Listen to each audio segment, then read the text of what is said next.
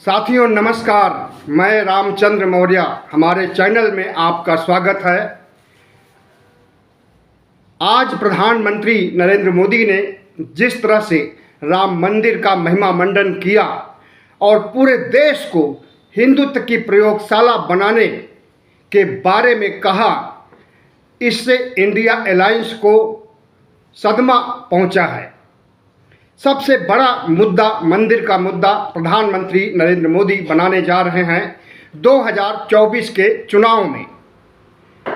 लेकिन क्या यह मुद्दा कारगर साबित होगा? कुछ नहीं कहा जा सकता है, क्योंकि कर्नाटक हार के बाद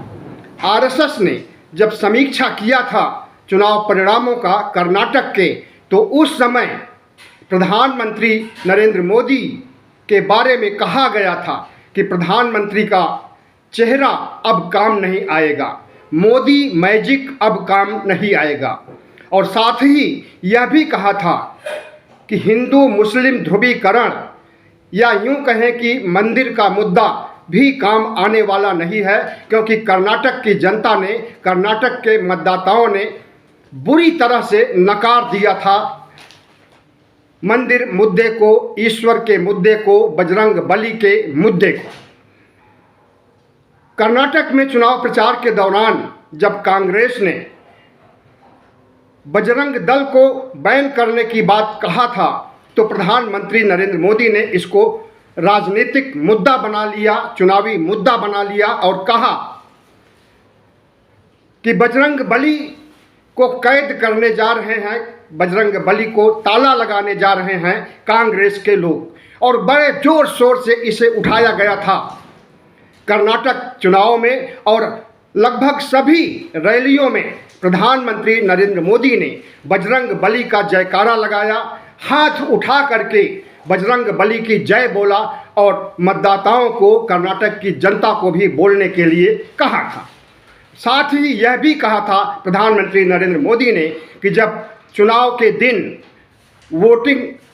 बूथ पर जाइए और वोट देने के लिए जैसे ही ईवीएम का बटन दबाइए तो बोलिए बजरंग बली की जय। तो जिस तरह से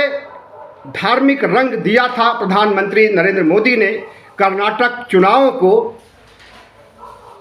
वह मुद्दा काम नहीं आया और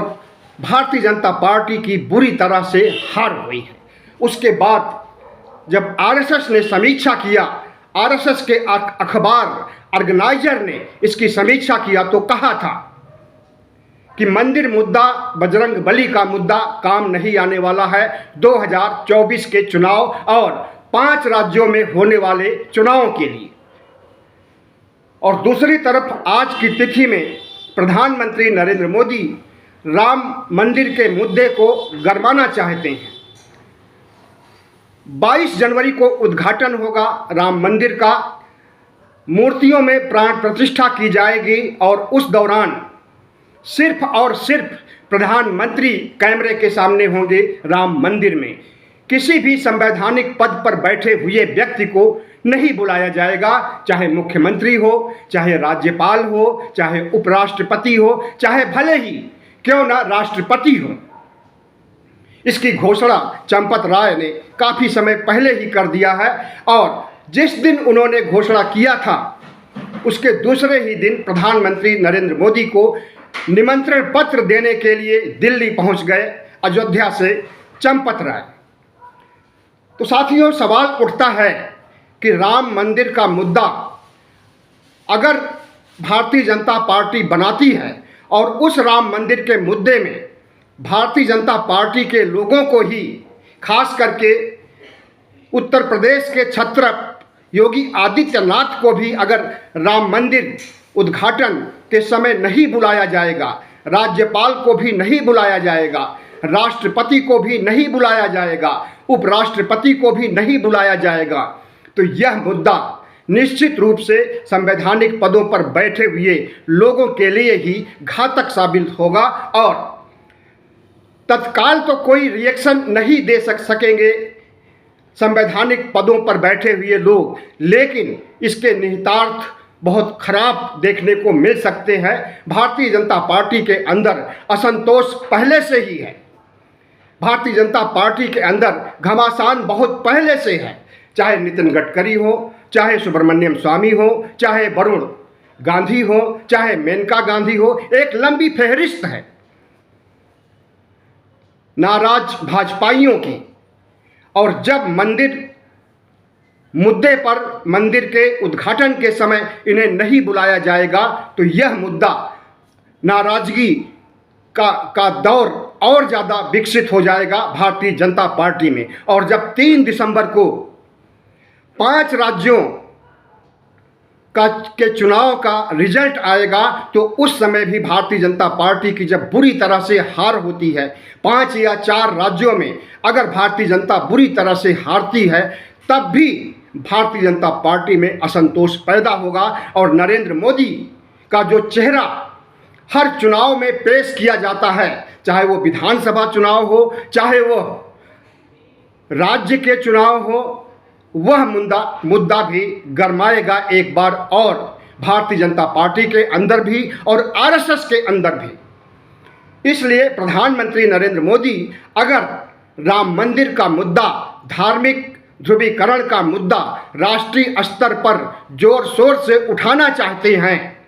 तो इसका एक यही कारण है कि इंडिया को चुनौती देने के लिए,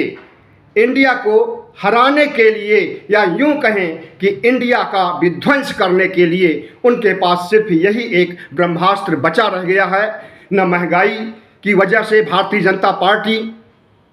को वोट मिल सकता है, न बेरोजगारी की वजह से, बहुत से ऐसे कारण हैं। अडानी अंबानी का मामला भी है और राफेल जैसे मुद्दे भी हैं। अभी जासूसी का जो पहला पेगासस था वो तो था ही, लेकिन जिस तरह से हैकिंग की गई है और उसे उजागर किया है एप्पल कंपनी ने, वह मुद्दा भी छाएगा और निश्चित रूप से प्रधानमंत्री के लिए चुनौती होगा।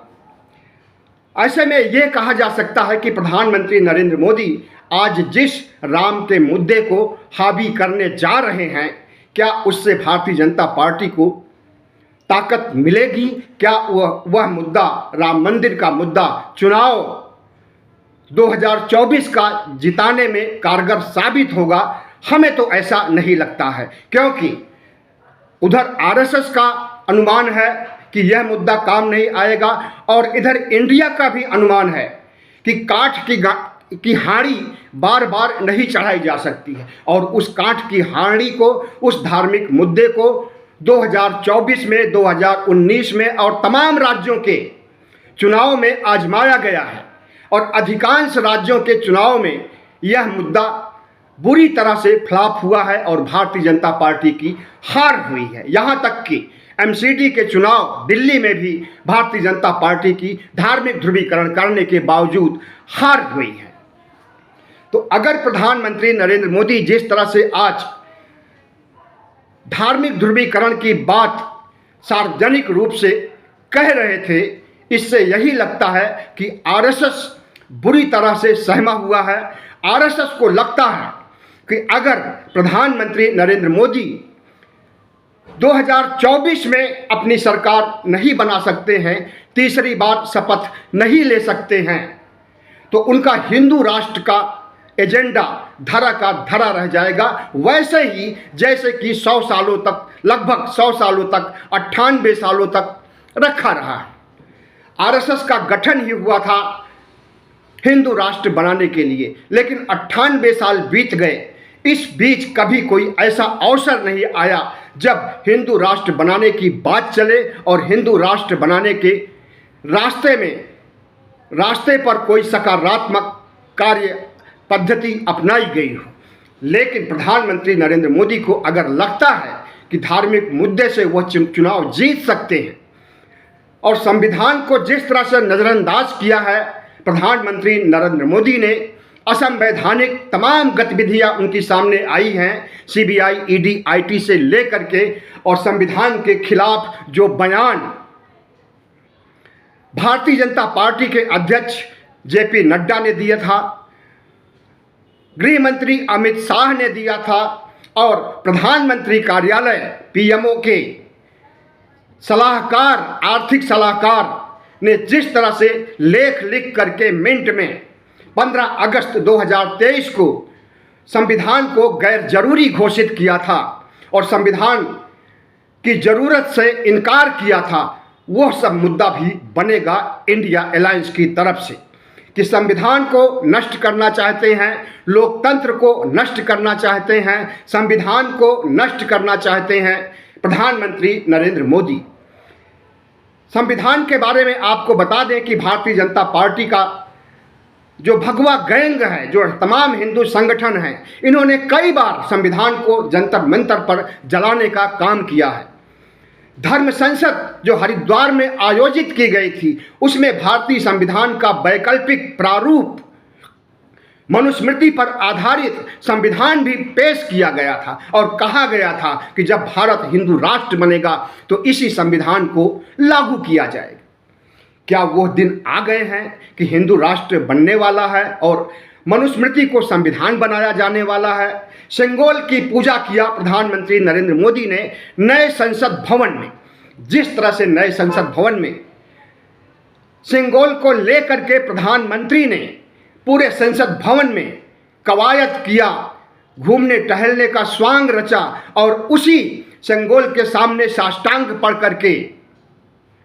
यह साबित किया कि सिंगोल उन्हें बहुत पसंद है और आने वाले दिनों में सिंगोल के प्रतीकात्मक रूप को ही अपनाया जाएगा और भारत को राजतंत्र की दिशा में ले जाया जाएगा, लोकतंत्र खत्म किया जाएगा। यह एक संकेत था। जब प्रधानमंत्री सिंगोल की पूजा करते हैं, सिंगोल को लेकर के पूरे संसद भवन में टहलते हैं और सिंगोल के सामने साष्टांग पड़ जाते हैं, तो इसका यही सीधा सा अर्थ हुआ कि सिंगोल के आदर्शों को, सिंगोल के सिद्धांतों के आधार पर इस देश में कोई बड़ा राजनीतिक परिवर्तन होने वाला है। और वह राजनीतिक परिवर्तन ये है कि प्रजातंत्र को खत्म करने की साजिश रच रही है भारतीय जनता पार्टी, भगवा गैंग और आरएसएस। सिंगोल की उपयोगिता क्या होती है इसे भी जान लीजिए। जब एक राजवंश जो राजतंत्र पर आधारित होता है, यानी जब एक राजा अपने वारिस का चुनाव करता है, वह पुत्र हो, भाई हो या कोई और हो, और राज्य को जब समर्पित करता है उसे, तो उस समय सिंगोल भेंट किया जाता है। जिसे सत्ता सौंपनी होती है उसे भेंट किया जाता है। तो प्रधानमंत्री नरेंद्र मोदी ने सिंगोल को की पूजा करके, सिंगोल का महिमा मंडन करके जो संकेत दिया है, उससे यही महसूस होता है, उससे यही ध्वनित होता है कि प्रधानमंत्री नरेंद्र मोदी प्रजातंत्र को, लोकतंत्र को, संविधान को रौंदना चाहते हैं, बदलना चाहते हैं, नष्ट करना चाहते हैं।